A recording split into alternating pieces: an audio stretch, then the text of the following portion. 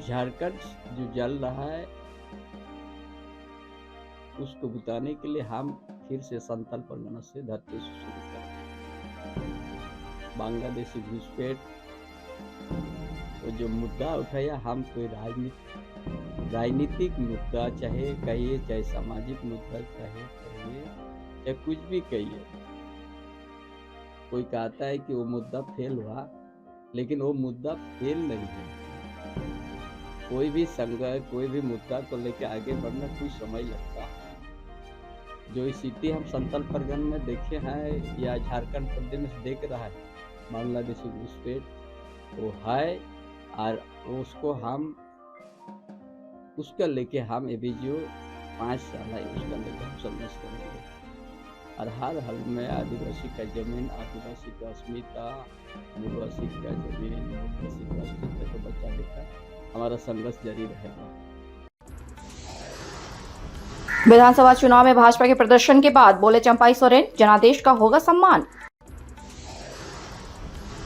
बांग्लादेशी घुसपैठियों के खिलाफ जारी रहेगा संघर्ष। 7वीं जीत पर सरायकेला की जनता का जताया आभार।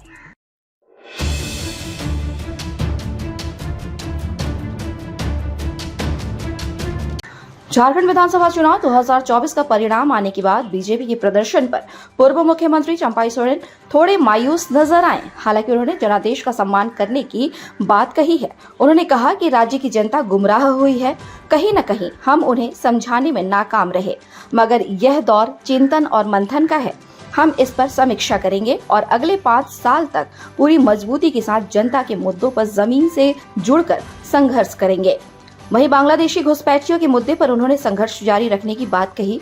पूर्व मुख्यमंत्री ने सरायकेला विधानसभा सीट से 7वीं जीत को जनता का जीत बताया और कहा, जनता ने उन पर जो भरोसा जताया है उसका वह सम्मान करते हैं। जनवरी महीने से संथाल परगना से एक बार फिर से आंदोलन की शुरुआत होगी। तब तक शांत नहीं रहूंगा जब तक संथाल परगना को घुसपैठ से मुक्त नहीं कर दूंगा। इस दौरान पूर्व मुख्यमंत्री को बधाई देने वालों का तांता लगा रहा। सभी से उन्होंने बारी बारी से मुलाकात की और उनका अभिनंदन स्वीकार किया। वहीं भाजपा संगठन के सवाल पर पूर्व मुख्यमंत्री ने कहा कि इस पर पार्टी के शीर्ष नेताओं के साथ बैठकर मंत्रणा की जाएगी। Bureau report, India news viral, Bihar Jharkhand. चुनाव में जो भाजपा को जनादेश मिला है, उस जनादेश का हम सम्मान करते हैं और इस राज्य का जनता को भी हम बधाई देता हूँ। चंपाई सोरेन अपने बल पर जीता है। बल पर नहीं, पार्टी ही है। झारखंड जो जल रहा है उसको बुताने के लिए हम फिर से संथाल परगना से धरती से शुरू करेंगे। बांग्लादेशी घुसपैठ वो जो मुद्दा उठाया, हम कोई राजनीतिक मुद्दा चाहे कहिए, चाहे सामाजिक मुद्दा चाहे कहिए, चाहे कुछ भी कहिए, कोई कहता है कि वो मुद्दा फेल हुआ, लेकिन वो मुद्दा फेल नहीं हुआ है। कोई भी संघर्ष, कोई भी मुद्दा को लेकर आगे बढ़ना कुछ समय लगता है।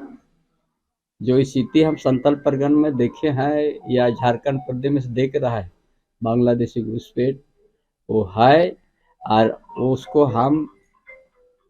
उसका लेके हम अभी जो 5 साल है उसका लेके हम संघर्ष करेंगे।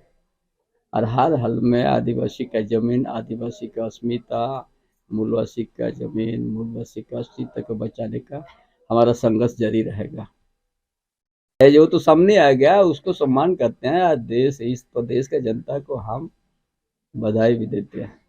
क्या बीजेपी को एक बार फिर से रिस्ट्रक्चरिंग करने का समय आ गया था? जिस तरह सरायकेला या कोल्हान की अगर हम बात करें तो जो संगठन जमीन पर नजर आना चाहिए वो संगठन केवल कागज पर नजर आ रहा है। वो सब बात की बात है, लेकिन हम जो आप लोग को बता रहा है, एक हम संघर्ष से उपज हुआ है और हम देख लिया कि यहाँ पर संघर्ष का जरूरत है। हम जैसा आदमी चुप नहीं रह सकता है, इसीलिए हम जो बांग्लादेशी घुसपैठ कहा है वो सही है। जो स्थिति संथाल परगना में हम देखा है, प्रदेश में जो हम देख रहा है, वो लेके हम संघर्ष या हमारा कार्यक्रम तय होगा और ये 5 साल तक हम लड़ते रहेंगे। मैया योजना कितना असर किया है? वो सब कुछ असर नहीं किया है। जयराम को क्या फैक्टर मानते हैं? कुछ यहाँ पर आवेश में कुछ संगठन बन गया और उसका भी फायदा कोई और दूसरा ले लिया। तो हम समीक्षा करने के बाद आप लोग को बताएंगे। क्या मानते हैं कि जेएमएम के ही फंडिंग से जयराम? वो सब नहीं है, थोड़ा होता है कुछ आवेश में आके कुछ कर देता है, आदमी को बढ़ देता है, मुद्दा से भटक हो जाता है।